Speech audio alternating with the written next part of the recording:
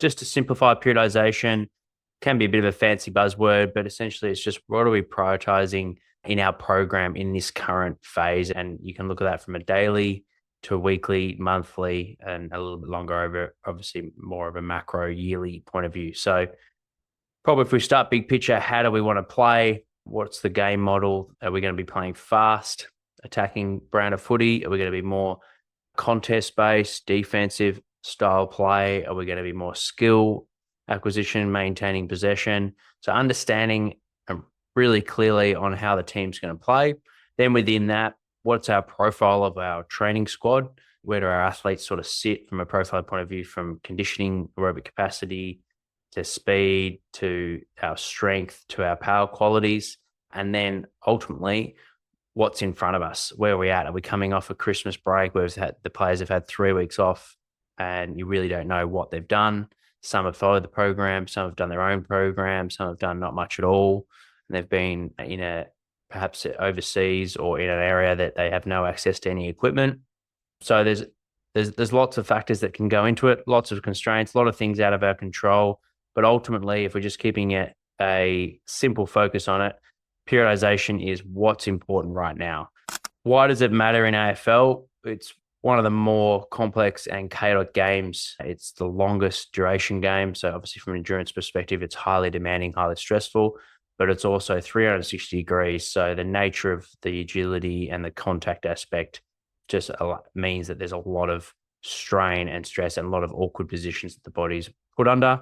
Therefore, we want to make sure that we're understanding on what's required for that week to be able to allow the athletes to be robust and continue that robustness development, but also not go into the game fatigued. And there's a real sweet spot with that.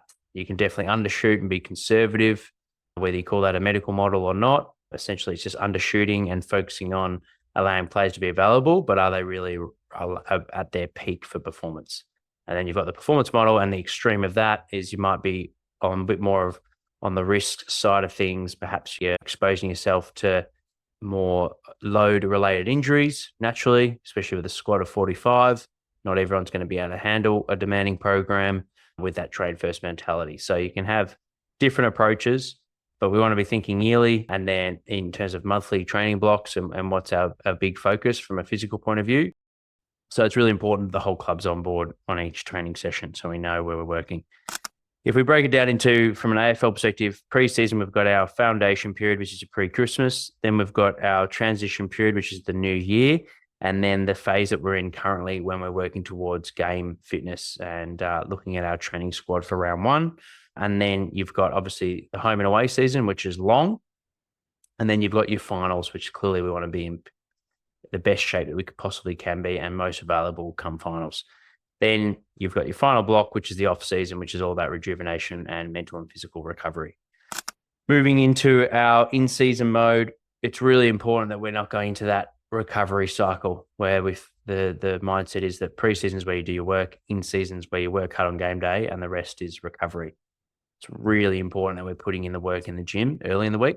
So high intensity in the gym early in the week while we're still recovering, and then high intensity on the field later on the week as we're preparing for the game. So we want high max force, high power work early in the week. That's going to help with the recovery process, but it's also going to help with stimulating the body and making sure they're still moving the needle with their strength and power because the volumes are down.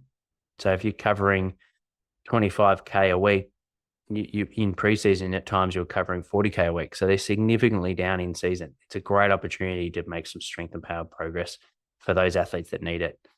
Common pre and in-season mistakes. The program is too rigid, both in the gym and with the conditioning.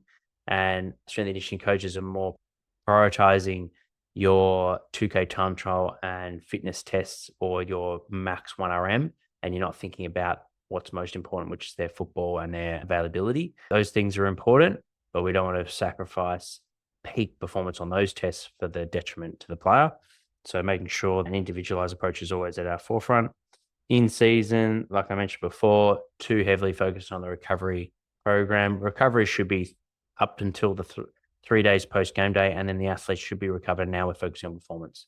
So if you've got a 7-day break, the first half of it, 3 days, is heavily recovery focused.